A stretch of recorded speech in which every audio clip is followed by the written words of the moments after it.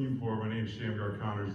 I'll talk to you. And I got kicked off the kidney transplant list because I didn't get the COVID vax at UVA. So if we can do something about that, that'd be great. Anyway, I should be dead right now, but I decided, I used to be a teacher, I'm gonna keep going to school board meetings. You might have seen, I've been dressing up and doing like Alex Stein. I've been dressing up as a transgender Olympic swimmer. And in Stafford, where I live, I dressed up as a furry cat. I crawled up to the podium. They got really mad. They said I had to act like a human or I had to leave.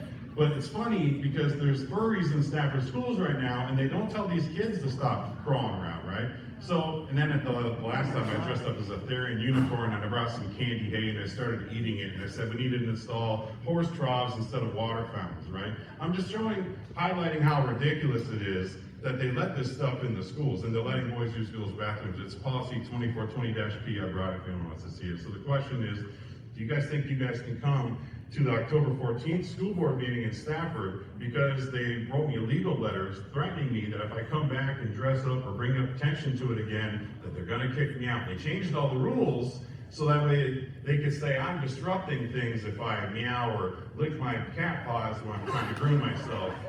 So if you guys want to see this, I put it on YouTube, type in the name Shamgar Connors, and no one else on the planet has my name. It's really, those guys seen it. All right. I don't know if you guys can come out.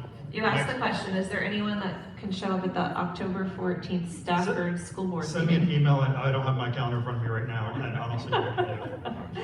You know, what he's saying seems absurd, and yet I pick up the paper and I read about absurdity in the schools on a regular basis. And this is the kind of thing that we need, this is the kind of story that we need to highlight going forward, so that the average person who isn't paying close attention will recognize that there's an abuse. It's not just absurdity, it's not just something that we laugh about. This is an abuse of young people going through the school system, and we're gonna stop it. And it's happening everywhere. My very first school board meeting in 2015 in Florida, I was sitting in the back just kind of observing, and a young mom walked up fighting for her daughter to dress how she wanted, and her daughter turned around and had a big old tail that swung, and I just remember being like, what? But it's very common now. Next question.